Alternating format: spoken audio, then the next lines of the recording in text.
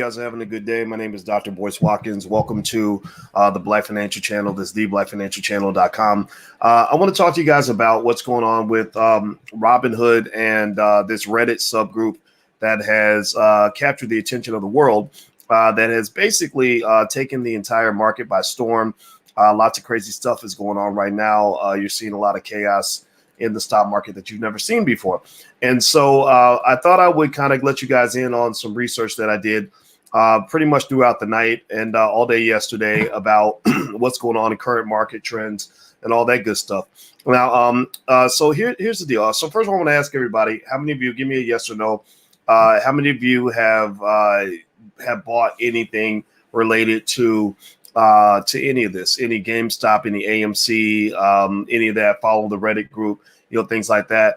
A lot of people have. I invested in it, and I minimize a lot of my risk. Let me just say that there's a lot of chances I wasn't going to take with my money, but there were some opportunities there, and I did dive into some of those opportunities. And so basically, here's the deal. So with all this stuff going on with Reddit and Robinhood and everything else, one of the things that you should know first and foremost in terms of why things went down the way they went down is there's two competing theories as to why Robinhood, decided not to let people trade. I don't know if you followed this or not, but basically initially Robinhood was pretty much letting people kind of do what they wanted to do. Robinhood presented itself as sort of like, okay, we are here to help you go rob from the rich and give to the poor, that kind of thing, like the Robin Hood story. But then there were people who felt that Robinhood was actually Robin Hoods, that they were actually going out and protecting the rich against the poor, which nobody knows exactly what their whole incentive was. So I watched a lot of interviews and did a lot of research on what was going on with the company and what the CEO was saying and what the Reddit forums were saying. I spent time this morning listening to some of the Reddit guys talking about, their motivations behind why they wanted to buy GameStop, their motivation behind why they were digging into AMC and making these moves. And so a few things I want to lay out is the two competing theories in terms of why Robinhood cut trading off. One is very sinister, almost like a conspiracy theory. The other one is a little less sinister. Now, I'm not here to tell you which one is 100% true. Both of them could be true. But basically, the less sinister version of events is Robinhood ran into what would be called a capital requirement, meaning that when you're making a lot of these trades and you have people, whenever you have stocks being traded, somebody has to create a market.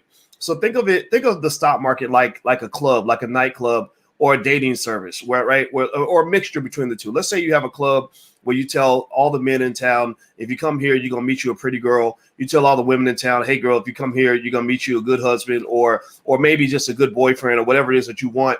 And so you bring together the men and the women and they start connecting. They start trading, just like buyers and sellers. Think of the men as the buyers, the women as the sellers, or the women as the buyers and the men as the sellers, however you want to look at it. So there's a lot of trade. And because you're running the club, you're Suge Knight or somebody and you're letting people into the club and they're doing trades.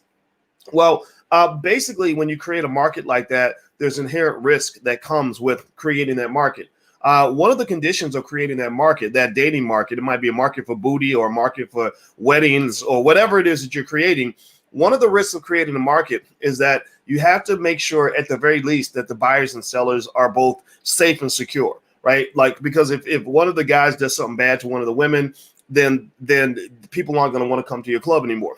Or if one of the women is Cardi B and she decides she wants to drug and rape, some of the men, then that's gonna hurt your club. You have to have certain people that you just say, look, you can't come into the club, right? You ever see that when the bouncers see somebody fighting, they like, get the hell up out of here, you can't come back, right? Well, you basically with stock trading, the people that make these markets that bring buyers and sellers together have to make sure that the club is safe and have to make sure that the goal is accomplished. So imagine that if you had a situation where, for example, let's say that suddenly the number of women to men was like 10 to 1, like there was like 10,000 women and only 800 men. Well, then at that point, you'd have to kind of modify something in order to maintain balance in the ecosystem, right? Now, again, it could be sinister, right? It could be like, look, I have an agenda where I believe that all the women should date women. I don't think women should be dating men. So I'm going to restrict continuously or to artificially restrict the number of men in the club so that I can pursue my agenda, right? That would be sinister. Or it could be something where you say, whoa, we got too many women and not enough men for all these women. So we got to make some adjustments. And also it's getting kind of crazy, getting kind of dangerous right now because the women are tackling the men because there's 10 women to every man. So we got to find a way to balance that. So Robinhood is basically saying, look, with all this chaotic activity, with all this stuff happening and it's changing so fast, it is difficult for us to maintain our position as a market maker. We have a hard time running this nightclub because suddenly things have gotten crazy. There's a whole lot more women coming in than men, and also there's some fighting and some crazy things going on. So we got to balance that, right? So that's their argument. Their argument is, look, we weren't trying to suppress you or oppress you or anything like that. We just had to balance some things out, and some of that, a little bit of that is weighed out by the fact that Robinhood overnight had to get $1 billion of capital injected into their system in order for them to even operate, right? But this could be covered. This could be a beard, right? They could literally be saying like, look, let's just borrow this $1 billion so that people won't realize that the fix is in, that we're really working for the billionaire hedge funds. And we really wanted to make sure that the little guy never got a chance to make any money. I'm not going to say that's not possible because conspiracy theories are real, right? Conspiracies do actually happen. They've occurred all throughout American history, but it's not to say that that everything is a conspiracy theory. The reason, I'm not a conspiracy theorist, but I believe in conspiracies because I know that they happen. Like I know the Tuskegee experiment did happen, right? I know that this year the conspiracies are all over the place, and a lot of them have merit. Was it a pandemic or a plandemic? How did those people siege the Capitol when your $1 trillion military was right down the street? They can't even defend the most important building in America against a bunch of old toothless rednecks from Tennessee who didn't even have any serious weapons. What makes you think that they can keep the whole country safe?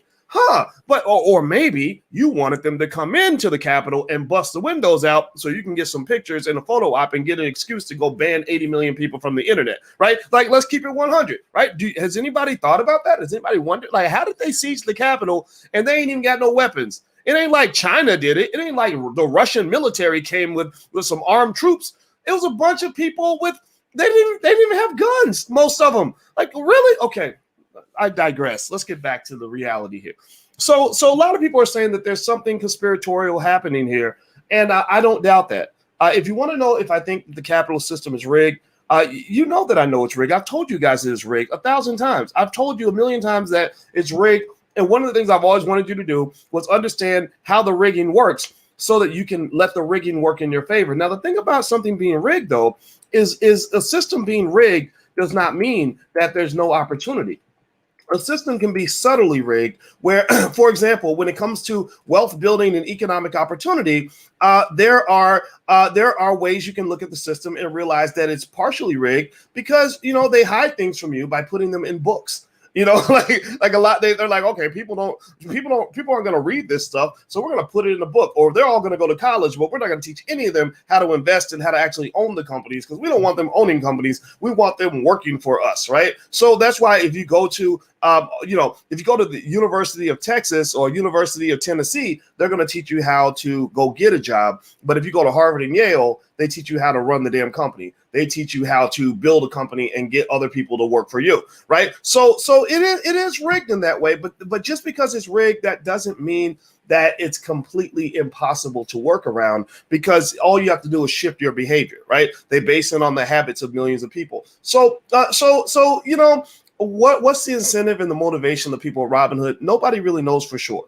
right? But I can tell you that based on the evidence, there are some serious fundamental issues with Robinhood that I've noticed, and I pointed these out to you guys in videos before, and I think that these are things you should be aware of. As a general rule, you probably should never have all your money on one app. Just know that. Just lay that out there. Let's keep that 100 right there from the beginning. Don't put all your money on one app. Not smart. The second part of that, though, is Robinhood has shown that, it's here's what Robinhood's done, right? Robinhood has completely disrupted all of finance with one basic thing. They've made trading frictionless. They've made it easy for people to trade who couldn't trade before. Two ways. One, they got rid of the commissions which is great. Okay, fine. But the commissions honestly weren't big enough to where, like, I wouldn't care if trading was zero commission or if there was a commission. I still, even when you had to pay commissions, I was still talking to you guys about investing 8, 9, 10 years ago, because even with the commissions, it still was the best move you could make. Back in 07, 08, investing back then could make you a millionaire right now, right? So the commissions were more of a psychological barrier than an actual barrier, right? It was really a lack of knowledge about why investing works, why stock market trading, as I've told you guys consistently every day for the last 15 years, why stock market investing is the number one factor that determines whether you get a chance to be rich. If you do not invest in the stock market over time, historically in America, chances are you will never be rich, especially if you don't invest at all. Let's just be clear about that. You cannot save your way to wealth. You must get on the economic superhighway. That is the stock market. Okay. So zero commission trading from Robinhood was a great innovation.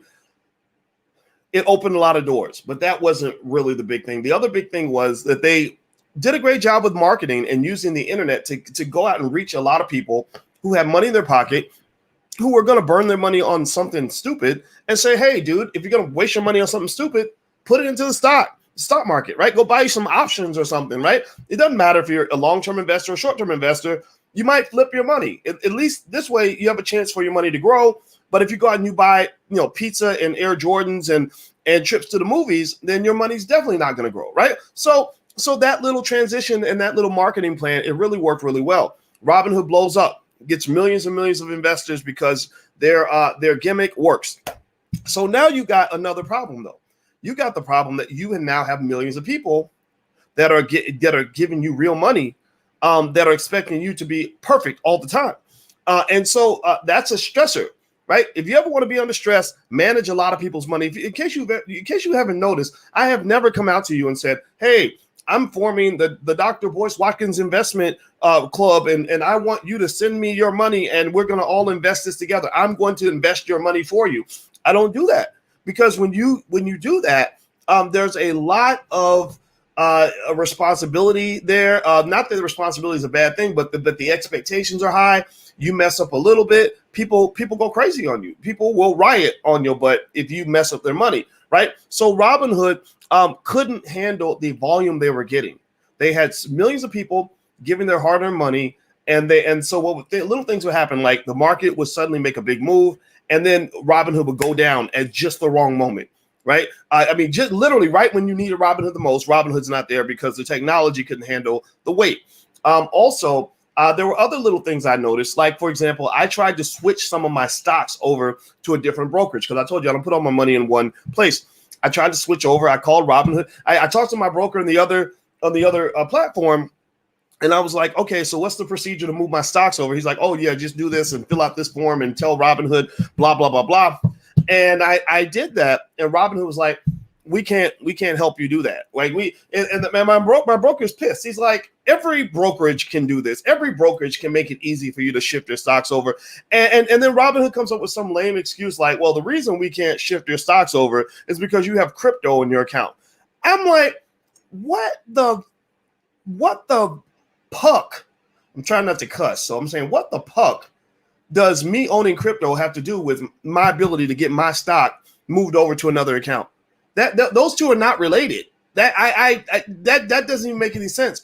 And literally there was no answer. And it took them a week to do something that a lot of brokerages could do in a day. That was one thing that told me, okay, Boyce, be careful with Robinhood, because Robinhood ain't ready for big time yet. They're kind of like Ashley Simpson's little sister, Jessica. Years ago, anybody old enough to remember Jessica Simpson's little sister, Ashley. Ashley was a little sister, remember? And Jessica Simpson was super famous. And her little sister, Jessica, wanted to become famous too. So Ashley made Jessica famous like really fast, like overnight. And so she gets on Saturday Night Live, and she's not like this seasoned performer who's been performing for years. She's new, and she's never been really in the big time before. And then when she gets on stage on SNL, which is live, something happened and the record skipped or something, and she didn't know how to handle that. Now, if it had been Beyonce knows how to handle anything. I saw Beyonce fall down a whole flight of stairs and land on her head. Anybody remember that? She landed right on top of her weave and got right up and kept dancing like nothing was going on. That's what a professional can do. A professional is like a soldier. They can just work through any situation. Jessica Simpson could not do that. Jessica Simpson froze up, and literally because she was so overwhelmed, she walked off stage. And literally you haven't seen her since. Like that ended her whole career. Well, Robinhood to some extent might be the Jessica Simpson of trading platforms. They have been pushed into prime time. Their valuation has been pushed to $20 billion almost overnight. I mean, imagine tomorrow or like 2 years from now, you're worth $20 billion when like right now you are where you are now. Like I doubt anybody in here is worth $20 billion. But imagine like literally in a matter of months, you're worth $20 billion.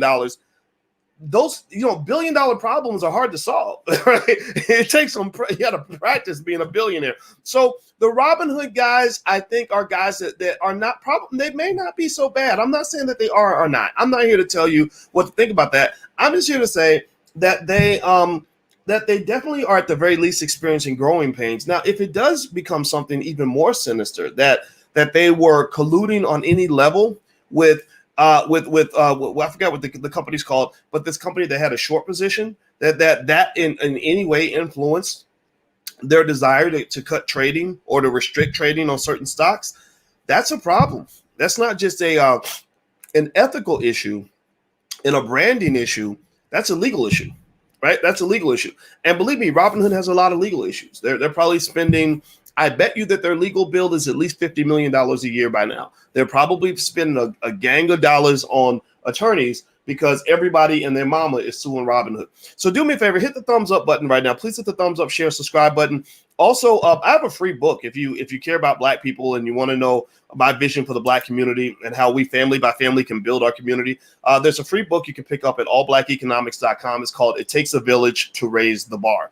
And so it's focused on the 4 pillars of power, that I believe that if Black people embrace these 4 pillars, that we can be the most powerful group of people on the planet by the year 2070. I specifically picked that year. So feel free to go to allblackeconomics.com if you'd like to get a free copy of the book. And also text the word Boyce to 31996 if you'd like to be notified when we go live. Some of you are here because I sent you a text. And so just text the word Boyce to 31996.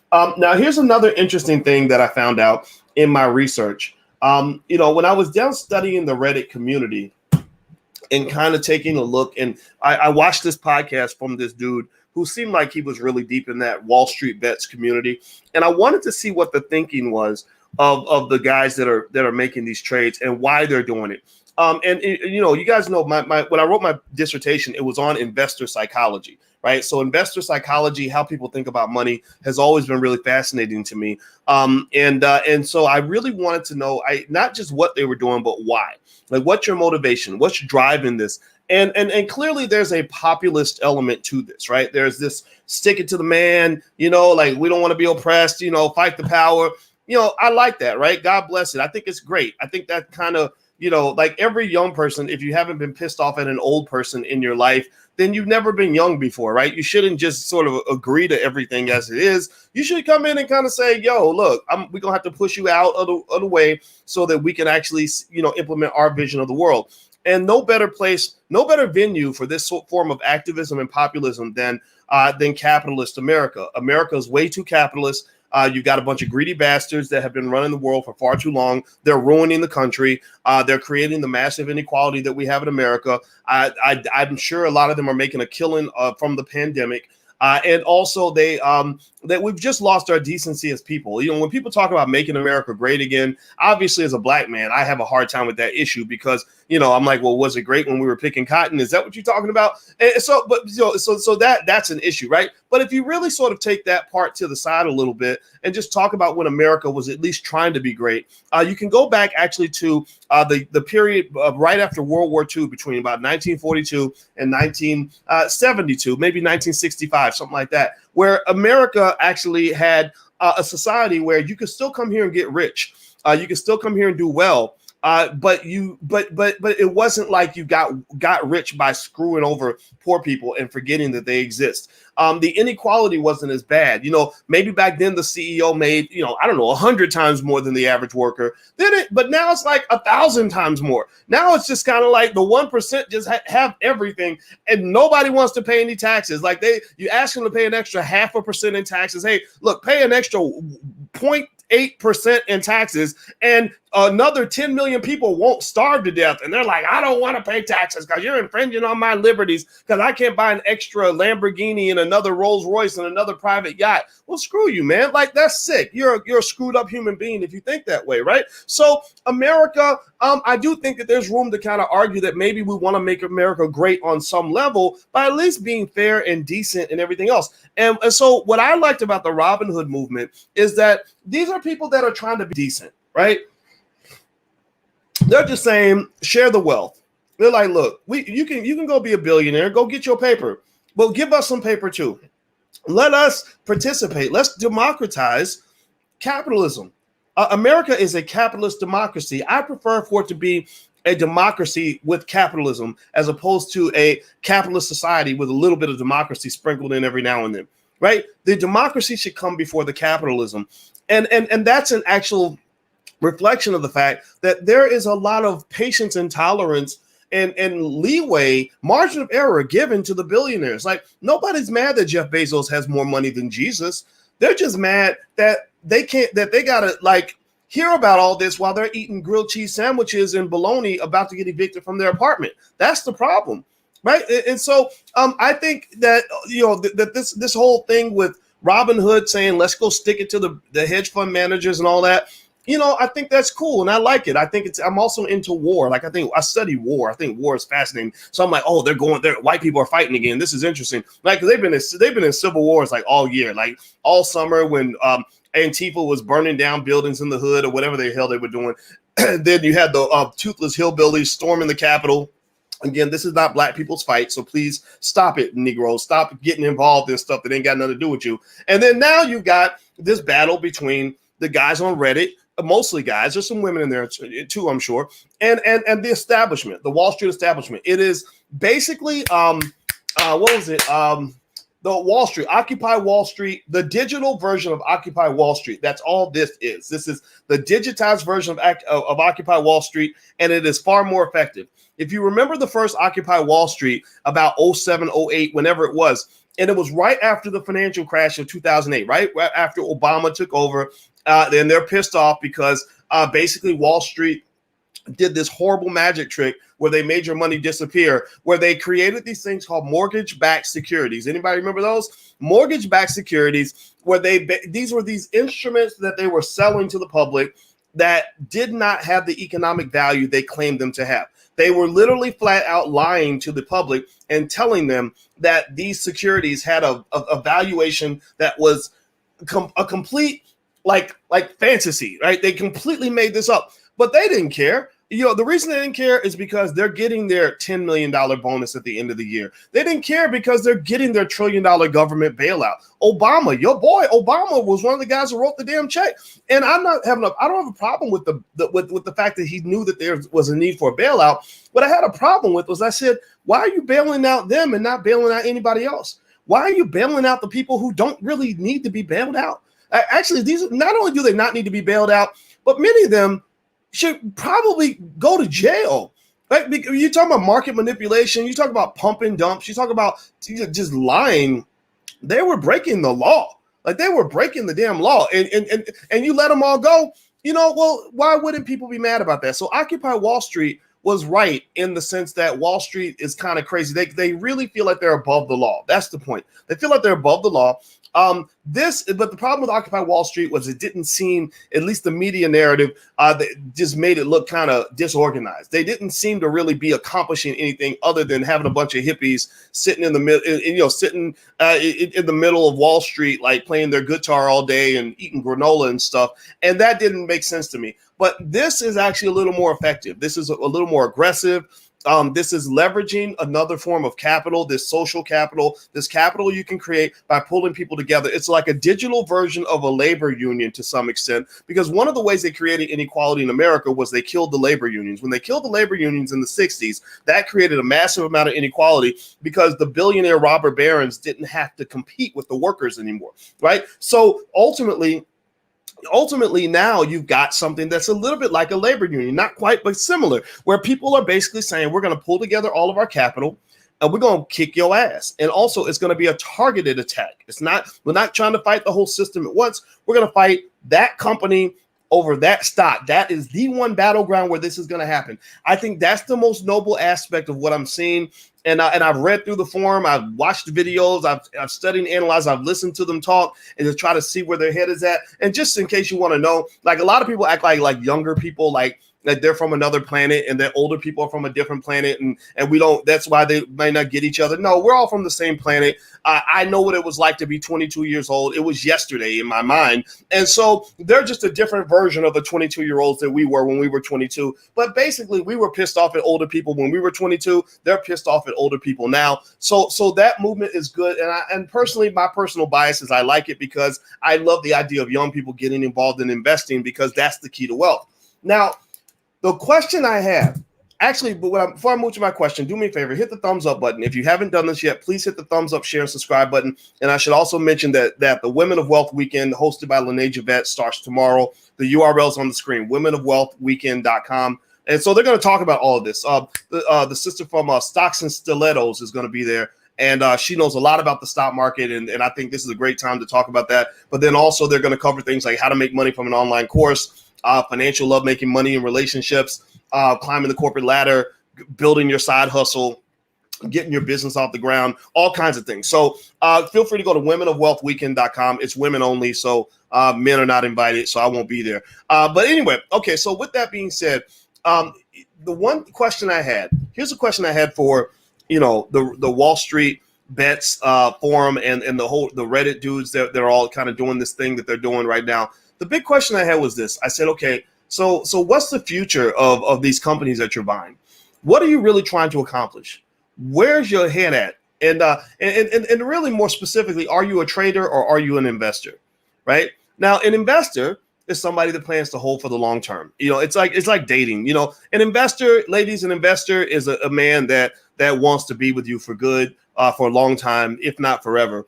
But a trader is a dude that's looking for a booty call, one night stand, short-term situation, right? Maybe cuffing season, right? And so my question is this a hit it and quit it?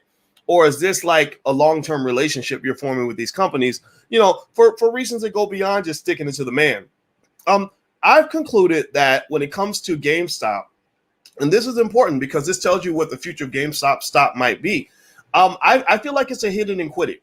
I saw a lot of determination when Robinhood came in with what seemed to be the sinister move of restricting trading on this stock. When Robinhood came back and was like, you can't trade here. This is bad. You can sell, but you can only buy, or you can, you can buy, but you can't sell. Sorry, Scott, you know what I meant. You can sell, but you can't buy. That's what I meant to say. Right. So all this other stuff, I was wondering if the stock was going to pop at that point.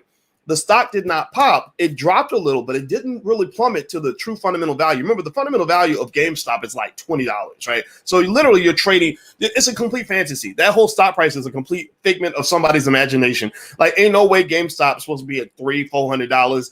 There's no planet or surrounding solar system in which that makes any sense at all. But that's fine. Reality becomes, imagination becomes reality. That's fine.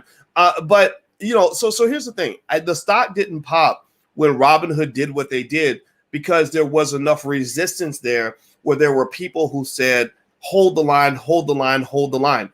And what's interesting to me is that this tells me clearly that this ain't really just about the money. This is about a bunch of people coming together with this coalition and sort of being a part of a movement. The same energy that makes a man go off to war, or a woman too. A lot of women have died in wars as well. What makes you go to war? It clearly ain't logic, right? Because you don't want to go there and get your brains blown out or your leg blown off, right? But you do it because you're like, I'm going to stand up for my country, right? I want to defend America. I want to defend the black community, right? Whatever it is you're trying to defend, I want to defend my family. You go to war because you have something that you believe in that's bigger than just, the material stuff around you. So they were going to war and they held the line. And what they kept saying is, don't sell, don't sell, don't sell. What they weren't really saying was, keep buying, or buy as soon as you can. I didn't really hear that. I heard don't sell. Remember, hold is very different from buy. A hold recommendation is different from a buy recommendation, is different from a sell recommendation. It's like, just stand still. Don't go forward, don't go backward, just stand still. Then I heard them talking about things like profit taking. Like, oh, well, here's when I like to take my profits. And the person I was listening to, I don't know this guy's name, but he had 23,000 people watching his YouTube live. That's a big number. I got about maybe 2,500 watching now. He had 10 times more people watching than we have right now. And I got a decent sized platform. I got almost 1 million subscribers across different channels. And so this guy who sounded like he was from the Wall Street Bets forum, I was like, okay, what is the ringleader telling everyone else to do? What is General Patton telling the rest of the army to do in this situation? And what I gathered was, it's like they're waiting for that right time to go ahead and take their money that they've made over here in GameStop and move on to the next battleground. I did not hear any talk in that time I was listening where they said, yeah, our goal is to buy into GameStop and to become activist investors. We love GameStop. We want to see GameStop win. We want to see GameStop modernize. We want to see GameStop become a better company. So we're going to go to shareholder meetings. We're going to vote. We're going to do this. They weren't talking like that. They were talking about like marrying the company. They were like, we're going to hit it and quit it. And the fact that they're trying to take away something that belongs to us is pissing us off right now. But after this is done, after we've clearly won this battle, we're going to move on to the next one. What does that say about the future of GameStop stock? It tells me it's a negative signal to me. I would be stunned if I were to see GameStop continue to go up or to maintain the price level that it is right now, because eventually they're going to get bored and there's going to be a new theater of war, and all the troops are going to head over there, and then it's going to be a new battle.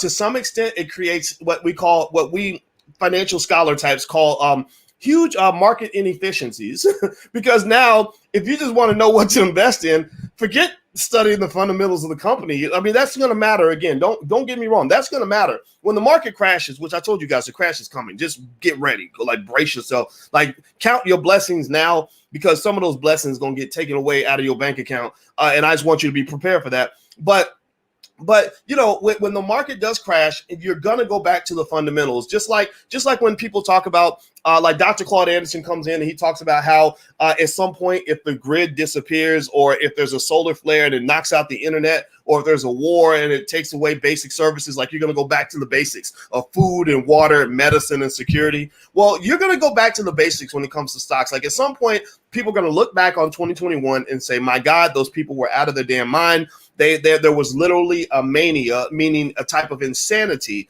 that took place financially as a result of the fact that it was so easy to make money. So fundamentals will eventually matter much more than they matter now. And they still matter for certain segments of the market.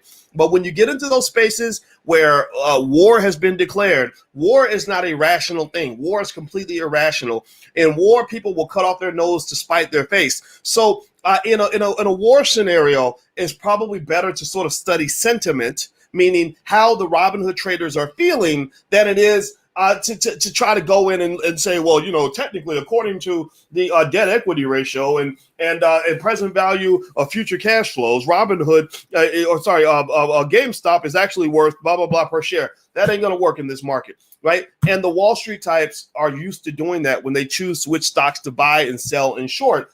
And if they do that, they're going to lose, right? It's just not going to work. So I think that they're going to move away. I think they're going to retreat, because I don't think they know how to deal with this. Once they retreat and the Robinhood guys know that they've won and the price is up, they're going to start selling.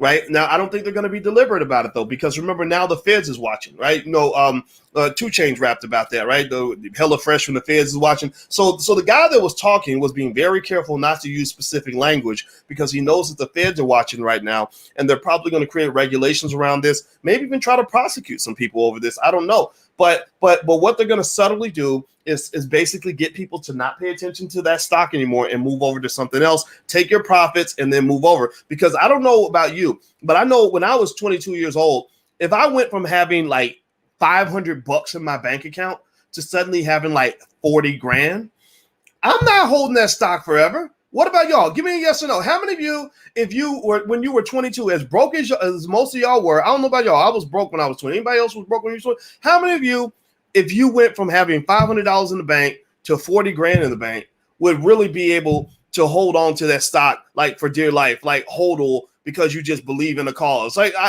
no, the cause I believe in was like paying my rent. Like that was an important cause for me. Like not being homeless was very important to me at that time. So I at some point I'm be like, okay, when am I gonna get my money? When can I go ahead and like get out of this? Because I'm not staying in this war forever. So I don't think they're gonna stay. I think that in about 2 weeks, I think GameStop is gonna shrink back down.